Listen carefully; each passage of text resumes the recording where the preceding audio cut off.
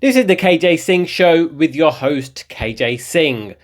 For legal reasons, I'll say that everything in this video is my opinion and my opinion only. However, with the facts that I present to you, you may come to the same conclusion because it's rather convincing, it's rather conclusive. I believe that J.K. Rowling, the self-described feminist J.K. Rowling, doesn't care about Palestinian women, and for that matter, I don't think she cares about black women either. The sort of feminism she prescribes to is a white supremacist, Western supremacist form of feminism that is romanticized in Renaissance paintings in the National Gallery. Now, this is quite a bold claim, but I've been following J.K. Rowling, especially with regards to her, not another day goes by without her saying something controversial about transgender people. Just a day ago, she misgendered India Willoughby. And just for the record, for anyone who's confused about my ideas or wants to know more, I believe in trans rights because I believe in live and let live. And I want to also say that I want to compound this further and say that do unto others what you'd like to be done unto yourself. And these two principles are my guiding principles, guiding commandments, as you will, that guide a lot of my politics. The reason why I vociferously care so passionately about Palestinian rights is because it's merely the roll of the dice that determines where you're born. It's the roll of the dice that determines, for the vast majority of people, what religion you're born into. And, if I was born with the same chemical makeup, same culture, same household as India Willoughby, I too would very likely have been turn out in the same way. So I believe in trans rights because I believe in human rights. I believe in the innocence of a person until proven guilty. Innocent until proven guilty. And so when I see J.K. Rowling in the news, I think she's pathetic in her transphobic attacks. That being said, you could give her the benefit of doubt. You could say, actually, she cares very passionately about women's rights. She cares passionately about biological women, right?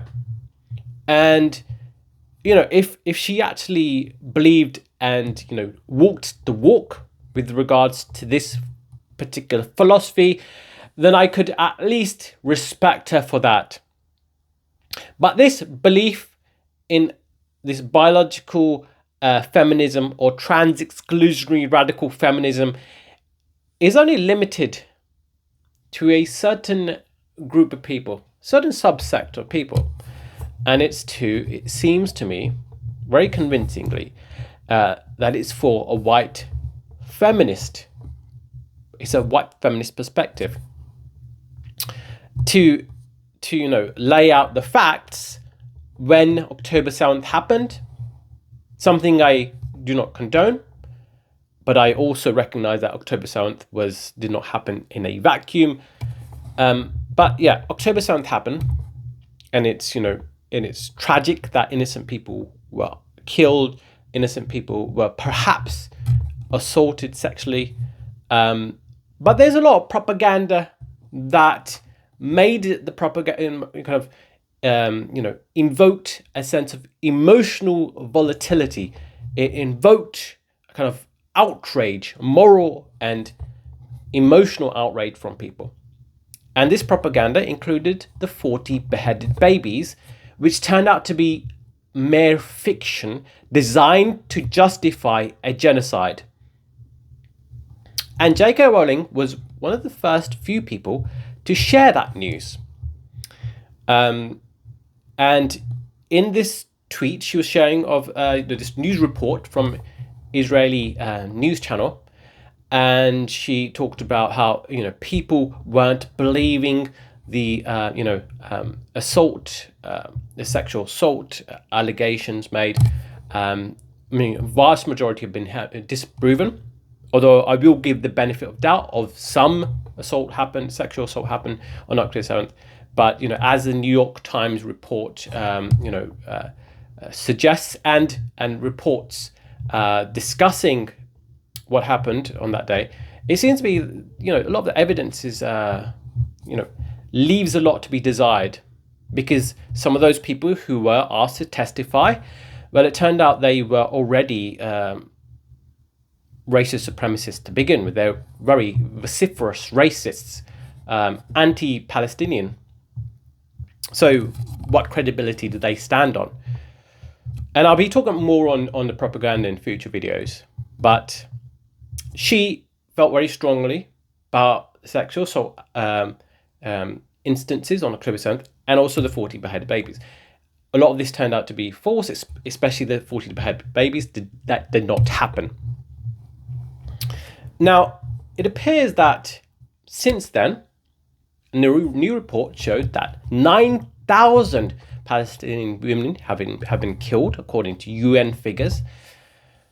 And of this number, it was showed, or rather, a more older report showed that in January 2024, that 2 mothers were killed every hour, 7 women every 2 hours, and it paints a picture of women, obviously, who are at the brunt of this genocidal war, and that doesn't include hundreds of thousands of women without sanitation, without the right hygiene, mothers in miscarriaging, mothers in stillbirth.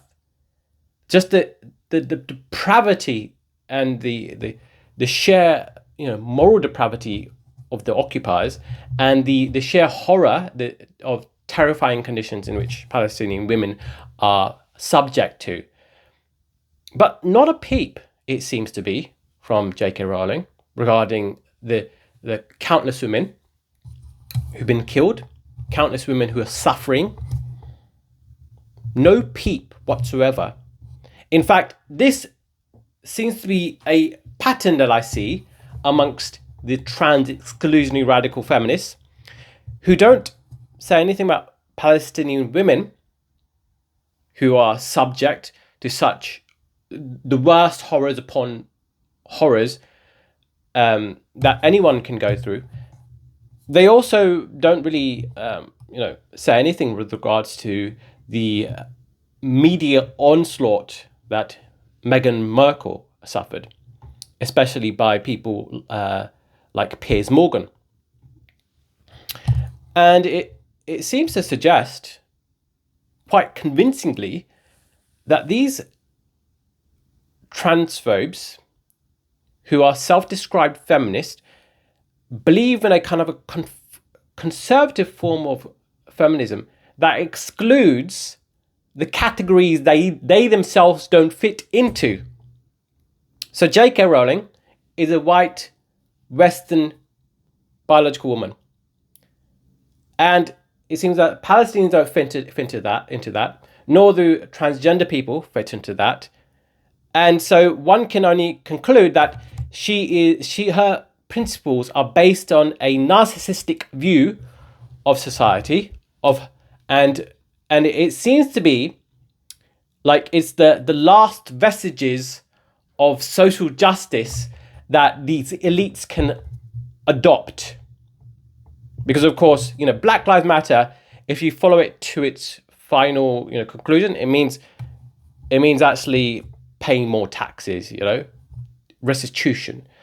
And that's quite problematic to somebody who's an elite like J.K. Rowling, somebody who's a billionaire. And, I want to be a little bit charitable to her because she has given some money to charity. But when the rubber hits the road, it seems to be the case that she doesn't actually follow through from what she purports to believe in. She doesn't seem to believe in the biological women of Palestine having certain rights. And if you're going to say, oh, it's because they're under the control of this patriarchy, and these societies are patriarchal, shouldn't you have even more empathy for these women then? I mean, it seems to be the case that something that I see a lot in Israeli propaganda and liberal centrists, who are really just right wingers, like far right wingers, when it comes to the Israel situation, because to support an ethno state would be to support a far right movement. But these liberals are constantly pink washing with regards to the comparison between Palestinians and Israelis. They're saying, Palestinians don't have LGBTQ rights, they don't have women's rights, their culture is somehow inferior to these Israelis, right? First of all, that's completely ridiculous, because if you look at Maslow hierarchy of needs, the first need is literally water, food, shelter. That's being completely withdrawn from the Palestinian people. The function of being alive is more important than the next steps on this hierarchy of Maslow hierarchy of needs, because that's the only way you can actually proceed up the hierarchy of needs before you can reach your highest potential and achieve your dreams and achieve have a philosophy that is more liberal, more inclusive. You have to at least have the basic needs met, which the Israeli government or IDF have completely withdrawn it from them. In fact, that's an understatement. They're completely obliterating their culture, destroying their cultural artifacts. They're destroying their museums. They're destroying their livelihood. They're killing people who are trying to seek food from these aid trucks, such as the flour massacre. So they've been completely dehumanized. They're not even given the benefit of being of the innocence that we prescribe to women and children of other nations. So this is why I believe J.K. Rowling is a racist. It's the only conclusion one can make from her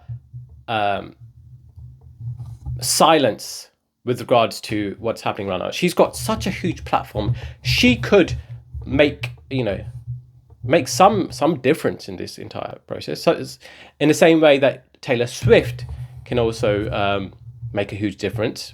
They're both, these are culture swaying, culture defying people in society.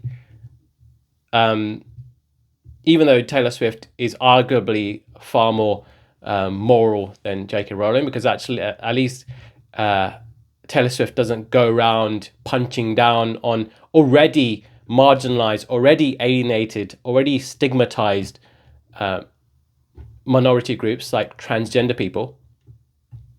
And the more transphobia there is in society, that J.K. Rowling spread, the more normalization or bullying of people who identify with a different gender, such as the case with Brianna J.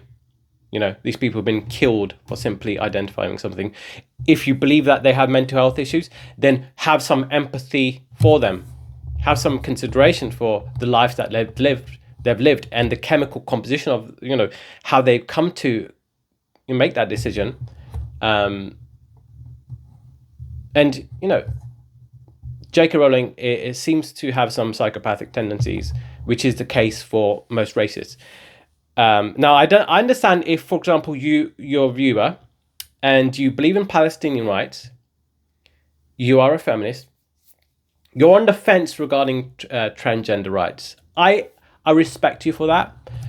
Or even if you believe that, you don't believe in transgender rights, and but you don't want to restrict their rights in some way. You believe in some a middle ground where you you wouldn't, necessarily entertain the idea of transgenderism, but it's not, you don't go out of your way to, inflict pain and suffering onto these transgender people. And if you're one of those, then I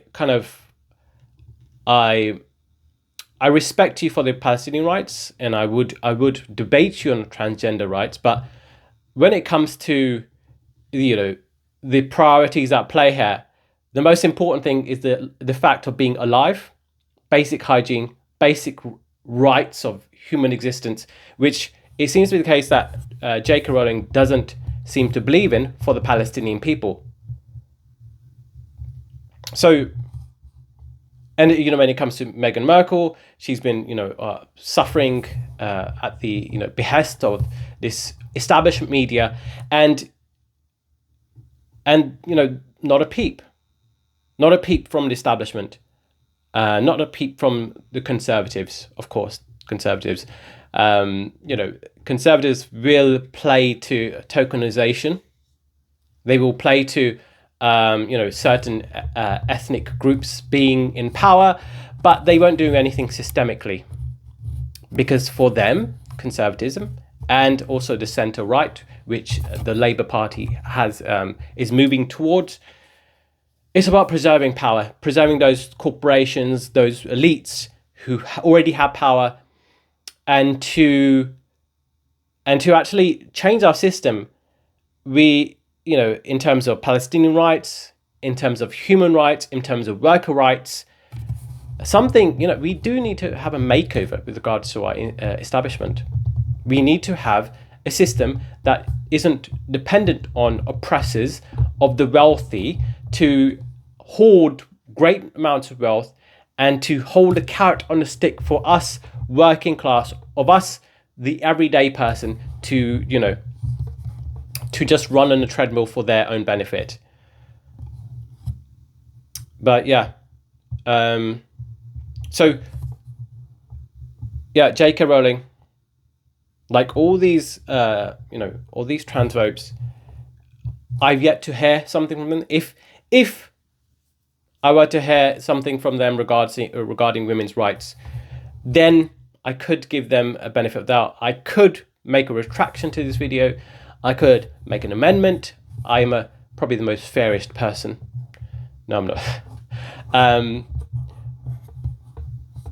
But it's kind of clear that this white liberal feminism is a kind of an outdated, antiquated ideology that seems to only benefit the bourgeoisie right now, the super rich elites of the Western society that are pro-Ukraine, which understandable because Ukraine are on the receiving end of an invasion, but they also seem to be pro-Israel in this genocidal war. So how do you explain that?